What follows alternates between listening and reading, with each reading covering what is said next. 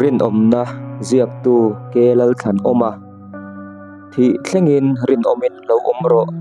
ti chuan nunalal lukhum kape ang che thupuan bung ti chang som tun tum chu rin omna chungchang le apoimo na te kan thiat fia deuh theinan kan zirin kan ngai tu ho le don ani ni e kan thiat ta na poimo masaber tur chu hei hi ani khovelin amamo ber pakhat chu rin omna hi ani a mi tu po eng anga din hun hiama ding ani emo mi tenga in eng ma ani bik lo na lai tam takom ma se athil ti na hmuna pianga arin om tlat chuan chunun chuan ama a zom na le ro puina na satak a petrin ani kan pathian thu point men thila mirin om telo man chu nunalal lukhum ani zia chiang takin men thriat tira chumi ani wang chuan arong kan bol na konga po hian thenem ngai le rin om taka thok tu kan ni apoimo hle chu kan rong bol na om re ani a van mal som don na thar po ani bok chu wangin kan zawai hian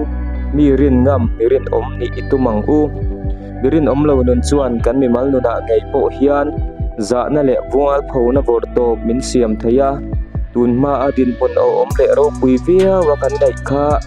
hun alawin her dang lam bek chuan din hun hiam le chetaka he non rin om lo na ra chua hian min tuk thlachin ani he laya hian chan reng dai lo le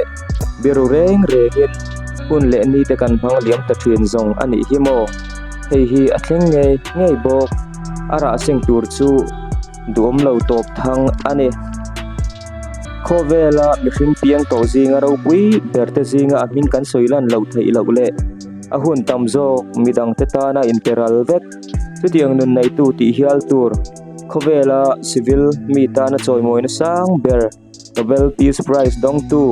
Mother Teresa Saint Teresa anti tak chuan apian chan heti hian soya lo tling tura piang kanilova rin om tura piang kanizok ti in avaro pui tak em kan riat rengata na kan soilan telle du chu amakin riat thiam po har he ma se soyangai that si a enga tinge eng ang zong te rebek si a tuna kan om dan thalo lai le fel tok lo lai ten en let lawa sim tum na thin lung kan put thei lo thlet le in siam that kan tum lo ani chuan ram khotlang le chung kwa mi mal dona chiat na bak pa chon tur kan nei don lo ani ti hi arin fel om lo ani pa u hun tha in min nan lai nge hian thin lung thar khovel thar in siam le tak tiang u hun tha le hun lu kan nei hi tangkai takle ani dan turang taka mang turin tuna nge hian rin om top mai ro le inun kanuna hian midang ten dik na le rin om na don zemoi takha mu an bai sai ani chu an bai sai anga kan om lo ani chuan khovel hian thamuan na tak ati hi anei thai ngai don lo ani atop nan kan fin kan thiam na mang hian rin om na tiklo hian ange kan nuna ra chu anei ti refi azel thei turin kan ngai tu na mang thin ila kong dik zo ka chau rin om nga ma poimo hle ani rin om na kan ti hi mitam tak hian a thalem vek soina na ngai tlat po om thei tho mai ma se ani lo ti riat tur pathian atang lo chuan rin om na tluan tling rin om na tak kan ti hi om tak ngai lo ani ti hi pathian chu rin om na pathian ani tlata wangin nang irin om ngam do nem le